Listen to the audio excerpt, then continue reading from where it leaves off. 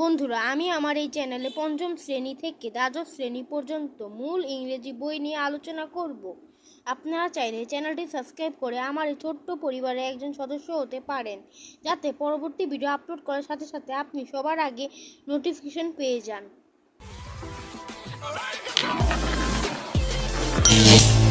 আজকে আমরা English for today class 6 এর লেসন 1 অর্থাৎ পার্ট 1 আলোচনা করব।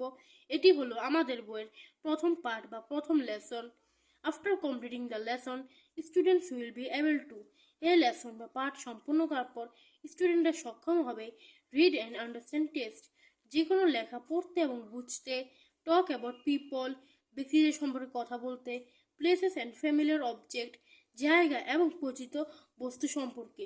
ইন শর্ট, সংক্ষিপ্তে, অ্যান্ড সিম্পল সেন্টেন্সেস এবং সহজ বাক্যে, রাইট শর্ট প্যারাগ্রাফ, সংক্ষিপ্ত প্যারাগ্রাফগুলো লিখতে।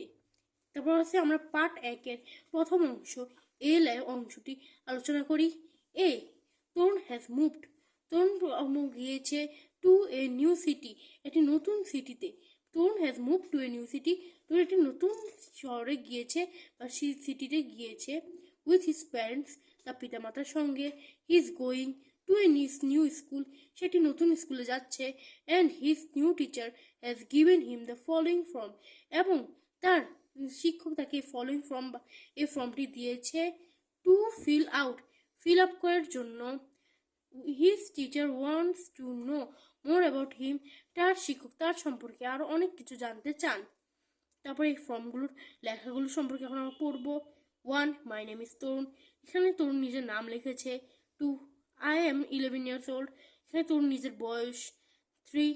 I have brown eyes, brown hair, and I am 4 feet 3 inches tall, এখানে তরুণ নিজের চোখের এবং চুলের রং আর লিখেছে, এবং সে তার উচ্চতা কত তাও লিখেছে। আই এম গুড এট, সে কী কী জিনিসে দক্ষ তা সে লিখেছে। মানে প্লেইং ফুটবল অ্যান্ড ড্রয়িং, মানে ফুটবল খেলতে, অ্যান্ড ড্রয়িং বা চিত্রাঙ্কন করতে। মাই হবিস আর, আমার হবিস হলো কালেক্টিং স্ট্যাম্পস অ্যান্ড রিডিং, আমার স্ট্যাম্প কালেক্ট করা এবং পড়া। I like to read comic books, আমি বুক পড়তে পছন্দ করি। অ্যান্ড ইট পিনাট, এবং বাদাম খেতে পছন্দ করি। I really don't like any kind of soft drink, আমি বাস্তবে কোনো প্রকার সফট ড্রিঙ্ক পছন্দ করি না। এখন আমরা এর এক্সারসাইজ নাম্বার 1 করতে যাচ্ছি। এর শুধুমাত্র একটাই এক্সারসাইজ আছে, সেটাও হলো exercise number 1। My name is, এখানে আপনার নিজের নাম, মানে আপনারা ওই ফর্মটি যেরকমভাবে সাজানো আছে আমরা এই ফর্মটি সেভাবে লিখবো। যেমন তোন প্রথমে নিজের নাম লিখেছে, তাই আমরা এখানে নিজেদের নাম লিখবো। আই এম, এখানে নিজেদের বয়স লিখবো। নিজেদের চোখের রং ব্ল্যাক লিখবো, চুলের রং ব্ল্যাক লিখবো। অ্যান্ড এখানে নিজেদের উচ্চতাও লিখবো। মানে এখানে উচ্চতা আমরা মিটার সেন্টিমিটারও লিখতে পারেন, আবার ইঞ্চি আর সেন্টিমিটারও লিখতে পারেন। আই এম গুড এট, আপনারা যেসব কাজে দক্ষ তা লিখবো। অ্যান্ড এখানে অ্যান্ড দিয়ে এবং দিয়ে আমরা যদি আরও কিছুতে দক্ষ হই তা লিখবো। আই লাইক টু, আমরা যা পছন্দ করি তা। আর মাই হবিস আর, নিজেদের হবি। আই রিয়েলি ডোন্ট লাইক, এখানে যা আমরা অপছন্দ করি। বি, আমরা এর শেষ করার পর এখন বিতে চলে এসেছি। রিড দ্য ফলোয়িং প্যাসেজ, এই প্যাসেজটি পড়ো। এবার Tarun's first day the new school, মানে তরুণের স্কুলের প্রথম দিন সম্পর্কে যে প্যাসেজটি লেখা আছে ওই প্যাসেজটি বা ওই অনুচ্ছেদটি আমাদেরকে পড়তে বলছে। তো চলুন এক নজরে এই প্যাসেজটি একটু পড়া যাক। My first day at the new school was interesting, আমার স্কুলের প্রথম দিন ছিল আকর্ষণীয়। I was going to school with my father in a rickshaw, আমি আমার বাবার সাথে স্কুলে গিয়েছিলাম একটি রিক্সায় করে। উই রিচড স্কুল, আমরা স্কুলে গিয়েছিলাম। আফটার 15 মিনিট, 15 মিনিট পরে। মাই ফাদার সেড, আমার বাবা বলেছিল গুড বাই বা বিদায় জানিয়েছিল। And left me at the school gate, এবং স্কুলের গেটে ছেড়ে দিয়েছিল। I went in and found that everyone had gone to class, আমি সেখানে গিয়েছিলাম এবং দেখলাম যে সবাই ক্লাসে যাচ্ছে। I walked in to my classroom, আমি আমার ক্লাসরুমে হেঁটে যাচ্ছিলাম। অ্যান্ড ফাউন্ড এ সিট, এবং একটি সিট খুঁজে পেলাম বা আসন খুঁজে পেলাম। আফটার সাম টাইম, কিছুক্ষণ পরে, a teacher came and warmly greeted us, কিছুক্ষণ পরে একটি শিক্ষক আসলো এবং আমাদেরকে উষ্ণতার সঙ্গে সম্বোধনা জানালেন। I found the students very friendly in my new class, আমার নতুন ক্লাসের শিক্ষার্থীরা খুবই খুবই ফ্রেন্ডলি, মানে বন্ধুসুলভ, এটা আমি খুঁজে পেলাম বা পেলাম। B1 মানে এখানে আমরা এই বি এর এক্সারসাইজ করতে যাচ্ছি। Choose the best answer. The passage is about who took Tarun to school on the first day. তরুণকে কে স্কুল প্রথম দিনে নিয়ে গেছিল? দেখতে গেলে এটা না, তবে তারপর আমি একটু ব্যাখ্যাটা দিই। প্রথম দিন স্কুলে যেন তরুণের বাবার তাকে নিয়ে গেছিল, এটা শুধু হাফ মানে ইক্কিনি 2-1 লাইন শুধু বলা হয়েছে, ফুল প্যাসেজে কিন্তু এটা বলা হয়নি। তাই আমরা প্রথম এ নম্বর চুজ করব না। আর C number, what happened in the school. এই স্কুলে কি হয়েছিল অন দ্য ফার্স্ট ডে। এটা অনেকটুকু হয়, তো তারপরে সম্পূর্ণভাবে হয় না, কারণ স্কুলে প্রথম দিনে কি কি হয়েছিল এই সম্পর্কে বলছে। তো এখানে স্কুলে কি কি হয়েছিল এটা সম্পর্কে না, তরুণ সম্পর্কে মানে তরুণের রিলেটেড। যেমন এখানে তরুণ রিলেটেড কথাই বলবো, যেমন how Tarun field on the first day in school and why he field so. মানে এখানে হবে তরুণ কি কি অনুভব করেছিল এবং প্রথম দিন সে কেনই বা এরকম অনুভব করেছিল তা সম্পর্কে। এখন আমরা এই বি এর এক্সারসাইজ নাম্বার 2 আলোচনা করব। এটি আসলে এক্সারসাইজ নাম্বার 2, তা আমার এখানে প্রশ্নই হবে of course. Match a word from column A with a word or words from column B that has or have similar meaning. মানে একই শব্দ মানে সিনোনিমকে এক এক সাথে মিলাতে বলছে, মানে কলমের সাথে এক কলমের সাথে আরেক কলম ম্যাচিং এর কথা বলছে, এর সিনোনিমের কথা বলছে, অ্যান্টোনিমের না।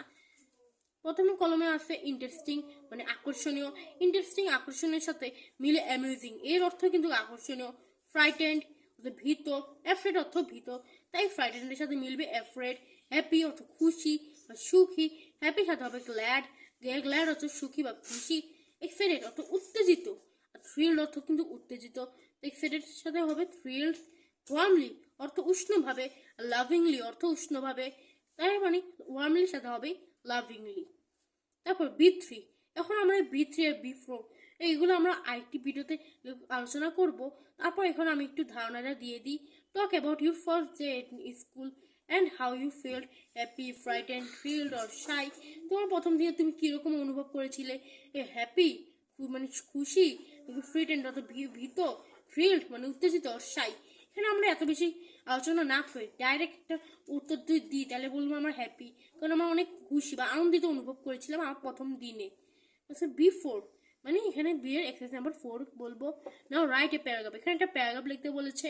যদি যদি এখানে আপনার পার্ট 2 চান তাহলে কমেন্টে পার্ট 2 লিখবেন, তাহলে আমি এটা পার্ট 2 এ B4 এর যে প্যারাগ্রাফটা ওই প্যারাগ্রাফটা লিখে দিব। এখানে বলেছে মানে এই প্রথম দিনে যে আমরা অনুভবটা করেছি, তো কেন করেছি সেই সম্পর্কে একটা প্যারাগ্রাফ লিখতে। তো ইনশাল্লাহ এর পরের এপিসোডে করব। সি মানে এখানে আমরা 20 শেষ করবো, এখন সিতে কদম দিলাম। রিড দ্য ফলোয়িং পোয়েম, এই কবিতাটি পড়ো। And complete this lesson with fun and Lafarge, মানে এই লেসনটি শেষ করো, মানে এটা হলো আমাদের পাঠের শেষ অংশ। এই পাঠ শেষ করো ফান মানে আনন্দের সাথে, আমরা যেন আনন্দের সাথে এই পাঠটি শেষ করতে পারি তার জন্য এখানে একটা ছোট মজার কবিতা দিয়েছে। লেটস প্লে অর্থাৎ চলো খেলি, এটা লিখেছে ক্যাট গ্রেনওয়ে। তিনি হলেন ব্রিটেন মানে লন্ডনের একজন অন্যতম কবি, তিনি 1901 সালে মৃত্যুবরণ করেছিলেন। স্কুল ইজ ওভার, আহা স্কুল শেষ। ওহ হোয়াটস ফান, ওহ কি খুশি। লেসন ফিনিশড, পাঠ শেষ। প্লে বিগান, খেলা শুরু। হু উইল রান ফাস্টেস্ট, কে বেশি জোরে দৌড়াবে। ইউ অর আই, তুমি নাকি আমি। হু উইল লাভ লাউডেস্ট, কে বেশি জোরে হাসবে। লেট আস ট্রাই, চলো চেষ্টা করি। এরপরে দেওয়া আছে C1, মানে C1 কিন্তু একটাই মাত্র এক্সারসাইজ আছে, ওটা হলো C1। Notice the use of punctuation mark, এই মানে পাঞ্চুয়েশন মার্কের ব্যবহারগুলো লক্ষ্য করতে বলেছে। ইন দ্য পোয়েম, এই কবিতার। Why are the exclamation mark and question mark, কেনই বা এখানে বিরাম চিহ্ন এবং প্রশ্নবোধক চিহ্ন আছে। অ্যান্ড দ্য ফুল স্টপ, এবং কেনই বা এখানে ফুল স্টপ আছে। ইউজ ইন দিস প্লেসেস, এগুলোকে এখানেই ব্যবহৃত হয়।